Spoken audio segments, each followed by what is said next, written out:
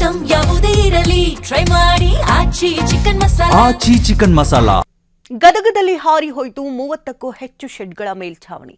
ಚಾಮರಾಜನಗರದ ಗಡಿ ಗ್ರಾಮದಲ್ಲಿ ಇಡೀ ಊರೇ ಜಲಾವೃತ. ಬಟ್ಟೆ, ದವಸ ಧಾನ್ಯ ಹಾಳು, ಬಿರುಗಾಳಿಗೆ ಶೋರೂಮ್ ಗ್ಲಾಸ್ ಪುಡಿ. ದೃಶ್ಯ ಭಯಂಕರ.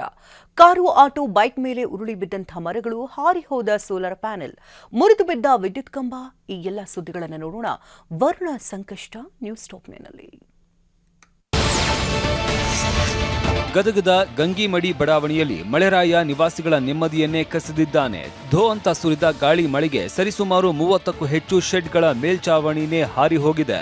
ಮನೆಯಲ್ಲಿದ್ದ ದಿನಸಿ ಎಲ್ಲ ಹಾಳಾಗಿದ್ದು 30ಕ್ಕೂ ಹೆಚ್ಚು ಕುಟುಂಬಗಳು ಆಶ್ರಯ ಇಲ್ಲದೆ ವಿಲವಿಲ ಅಂತ ಒದ್ದಾಡ್ತಿದ್ದಾರೆ. ಭಾರಿ ಗಾಳಿ ಮತ್ತು ಮಳೆಗೆ ಇವತ್ತು ಸಾಕಷ್ಟು ಸೆಡ್ಗಳ ಸೀಟುಗಳನ್ನು ಹಾರೋಗಿದ್ದಾವೆ.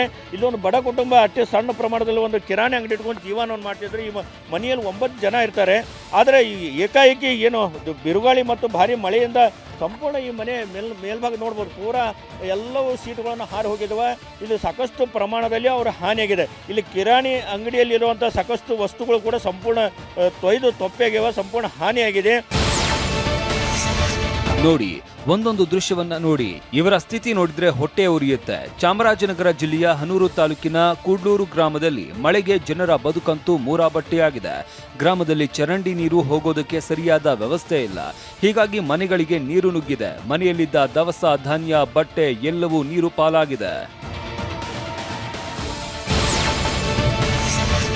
ಹುಬ್ಬಳ್ಳಿಯ ಅಕ್ಷಯ ಪಾರ್ಕ್ನಲ್ಲಿ ಮಳೆ ಹೊಡೆತಕ್ಕೆ ಮರಗಳು ನೆಲ ಕಚ್ಚಿವೆ. 1 ಕಾರು, 1 ಆಟೋ, 5 ಬೈಕ್ಗಳು ಜಖಮ್ಮಾಗಿವೆ.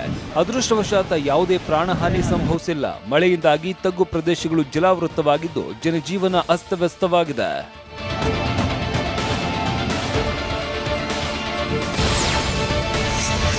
ಹುಬ್ಬಳ್ಳಿ ತಾಲೂಕಿನ ಹಲವು ಕಡೆ ಮಳೆ ಸಾಕಷ್ಟು ಅವಾಂತರ ಸೃಷ್ಟಿ ಮಾಡಿದೆ. ಚಂದ್ರಶೇಖರ ಕೋಗನೂರು ಅನ್ನೋರ ತೋಟದಲ್ಲಿ ಅಡಕೆ ಮರಗಳು ಮುರಿದು ಬಿದ್ದಿದ್ರೆ ಸೋಲಾರ್ ಪ್ಯಾನೆಲ್ಗಳು ಹಾರಿ ಹೋಗಿವೆ. ಜಮೀನಲ್ಲಿ ವಿದ್ಯುತ್ ಕಂಬಗಳು ಮುರಿದು ಬಿದ್ದಿದ್ರಿಂದ ರೈತರು ಹೊಲಗಳಿಗೆ ಹೋಗೋದಕ್ಕೆ ಹಿಂದೇಟು ಹಾಕ್ತಿದ್ದಾರೆ.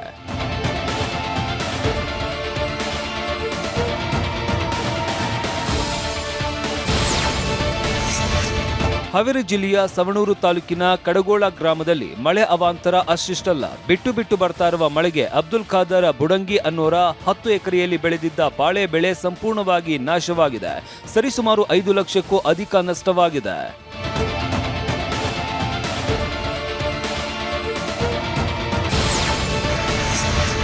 ತುಮಕೂರು ಜಿಲ್ಲೆಯಲ್ಲೂ ವರ್ಷಧಾರಿಯ ಅಬ್ಬರ ಜೋರಾಗಿದೆ. ಮಳೆ ಹೊಡೆತಕ್ಕೆ ಗುಬ್ಬಿ ಪಟ್ಟಣದಲ್ಲಿ ರಸ್ತೆನೇ ಕಂಪ್ಲೀಟ್ ಆಗಿ ಜಲಮಯವಾಗಿತ್ತು. ಚರಂಡಿ ನೀರು ಉಕ್ಕಿ ಹರಿದಿದ್ರಿಂದ ತಗ್ಗು ಪ್ರದೇಶಗಳಿಗೆ ನೀರು ನುಗ್ಗಿದೆ. ವಾಹನ ಸವಾರರು ಪರದಾಡುವಂತಾಯಿತು.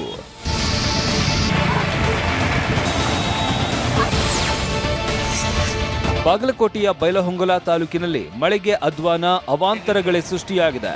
ಹುಸೂರ ಗ್ರಾಮದಲ್ಲಿ ಹಳ್ಳಕ್ಕೆ ನಿರ್ಮಿಸಲಾಗಿದ್ದ ತಾತ್ಕಾಲಿಕ ಸೇತುವೆ ಕೊಚ್ಚಿ ಹೋಗಿದ್ದು ಬೈಲಹೊಂಗಲ ಮುನವಳ್ಳಿ ಸಂಪರ್ಕಿಸುವ ರಸ್ತೆ ಸಂಪರ್ಕ ಬಂದ್ ಆಗಿದೆ.